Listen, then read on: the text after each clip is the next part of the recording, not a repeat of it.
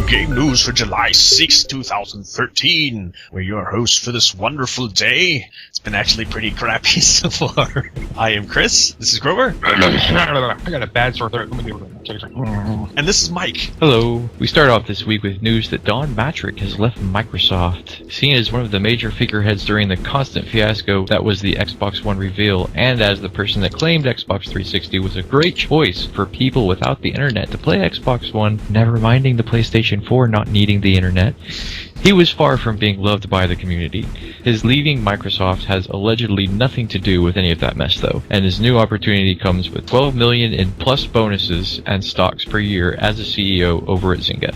I feel so bad for him. Zynga is pretty excited to have him, and Microsoft is wishing him well, so publicly it seems like it's an amicable move for all parties. Now he's part of Zynga where he belongs. Yeah. Replacing him will be Julie Larson-Green. She will be the new head of Microsoft's hardware division. She's been with Microsoft for almost 20 years and has been the overseer of both Windows 7 and Windows 8. What she did right was Windows 7, but she screwed up with Windows 8, that's for damn sure. As well as one of the people who brought the visual redesign of Microsoft Office 2007.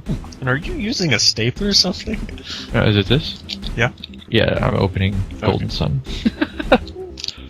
No, you could hear it. Yeah, pretty good, actually. There you go. Somebody bought Golden Sun.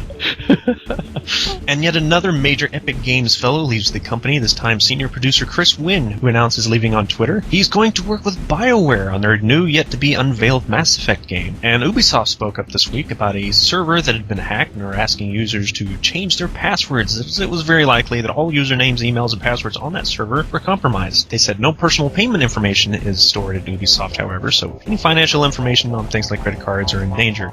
And relatedly, just yesterday, Nintendo announced that their Club Nintendo in Japan had been hacked as well, and may have had many of their names, addresses, even phone numbers compromised. So like Ubisoft, Nintendo is asking its Japanese users to reset their passwords for security. EA recently sent out a customer survey to look into what players might want off the future of SimCity. Just a few things being looked into are super skyscrapers, green and green-based city types, terraforming, farms, over and underpass roads, double the city size, and a classic mode that would be basically an offline single-player mode that everybody has asked for a long time. Yes, EA, yes, this is what we want. How long did it take you to figure this out? I defended them. That's what makes me more angry. I defended them for the longest time, and then they proved that they're complete incompetent morons. Last week, Sony fixed Deadpool's online pricing overcharge error by giving everyone who purchased the game through the online store credit for the difference. A second blunder recently came to light when they realized they had pre-orders for Beyond Two Souls marked for $35. That's almost half of what the game is actually supposed to be. So all of the pre-orders made during the error were cancelled by Sony this week, and the plus side is they are again giving out $5 coupons for use at Sony's online store, while the game is again its intended price of $60. We knew Grand Theft Auto 5 was going to be a big game in every single sense, and it might just be bigger than anyone thought, as Rockstar announced this week that the game will ship for the 360 on 2 discs, but will not swap discs. Are you scared yet? You will have to install 8 gigs of the game to hard drives while using the second disc to play on. This could sadly be a deal breaker for me personally, but Rockstar knew that not everyone had a hefty hard drive on their 360 and made it so that any USB flash drive with at least USB 2.0 and a minimum of 15 megs per second could be used to power the game. Meanwhile, PS4 owner... Did I just say PS4 again? I hate that. What is wrong with my brain?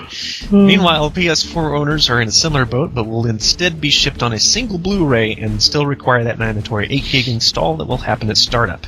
Nintendo lost its ruling with the WIPO over the case to take Wii U.com from its current private company holder who registered it in 2004. Nintendo complained it was registered and used in bad faith as a reverse domain name hijacking, but the decision ruled against the claims, and now Nintendo can still appeal this decision. Speaking of which, Microsoft is currently still battling the holder of Xbox1.com and Xbox1.net. Those were both registered in 2011 by a resident of London.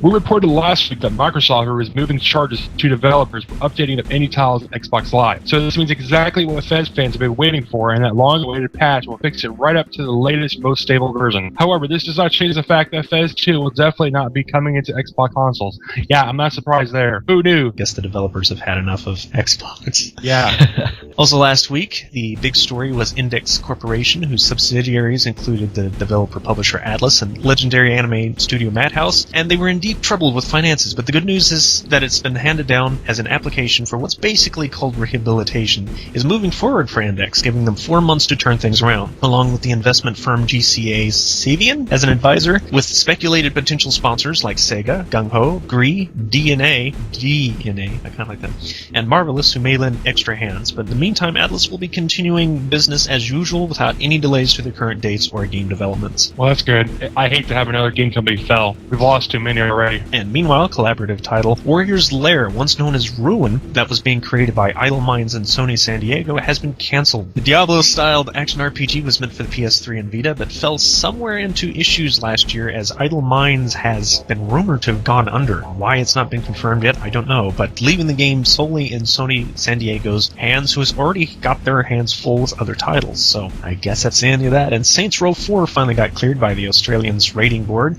one of the strictest in the world, as the game goes on sale with a, quote, low violence, quote, version. It's not clear yet exactly what the changes are quite yet, even using Australia's R18 plus rating. It was banned because of drug power-ups and an alien anal probe weapon that constituted sexual violence. It's the crikey version. Crikey.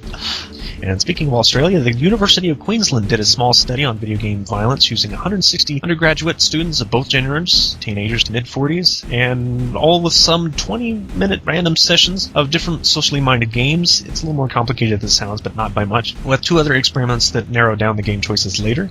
Long story short, they're a minor and meager little test, really, but the scientific test still found no relation between video games and violence or even antisocial behavior. Double Fun has done a fantastic job with their Kickstarter campaigns, routinely getting game planning like the recent Massive Chalice, but the one that breaks records was Broken Age. We went for a target of $400,000 and ended up with a gigantic $3.3 million, and it made some surprising news this week as Double Fine's Master of Magic, Tim Schafer, said that because they went crazy with the game, making it bigger and better, and all it was that will need even more money, he said it was a wake-up call to see that it wouldn't be until 2015 for the game release at present schedule and with mounting cost. So rather than going back to Kickstarter and asking for more money, which they felt was incredibly wrong to them, they're breaking the game into 2 parts and using the money made from part 1 to fund part 2, with some modest cutting back on some of the features and content of both games. Well, that's good. $3.3 million, and they couldn't make a point-and-click adventure game basically done with 2-dimensional art, and they went overboard? What did they do? Rumors fly as Square Enix announced that the upcoming HD releases, Final Fantasy X and X-2, will be including 30 brand new minutes of cutscenes, which hits the PS3 and Vita very soon. Many news groups are saying it's a new ending scene as a reward for both games, but I find that a little odd because I've heard that it said that the 2 games will be sold separately on the Vita. And Star Wars MMO, The Old Republic, is still running relatively strong, and its 2.3 update patch will soon be releasing. One of the biggest additions will be a new companion in the form of a female Ewok named Treek. And after so many years of debates and hints and teases and rumors, the classic Final Fantasy VII, considered one of the best RPGs ever made in many gamers' notebooks, has finally come to Steam for $12. I already own it. You know, all the Final Fantasies need to come to Steam. All of them. And Mortal Kombat Complete Edition also popped up on Steam this week for $30. And don't forget that the DLC for Telltale Games' hit Walking Dead came out this week. 400 Days features several small different stories that seem to be kind of a tie-in to the upcoming sequel that's still in the works. And lastly, Overclock Remix, the website known for doing remixes the world over, and went through Kickstarter to fund their Final Fantasy VI album, which was kind of a weird request to begin with, but it was released this recently, so go over there and pick up that gigantic mix of all your favorites by some of the best remixers on the planet. It's completely free, but it's gigantic. Even if you get the MP3 version, I think it's still like over a gig. So it includes a wild rendition of the complete opera scene from Final Fantasy VI, done in a style akin to Queen's Bohemian Rhapsody that has got to be heard to be believed. And it's by Vert. It is by Kaufman, so you know it's good. And that is game news for July 6, 2013. A little short, but we report what's out there. Oh, unless you include the story that the Xbox One Connect will apparently be able to redeem QR codes. You know, those little UPC things that look a little different than normal. They're kind of the darker. Yeah, apparently those can read off the system. That's kind of strange. Xbox is trying to be all of the things. Trying to be all the things, even Big Brother.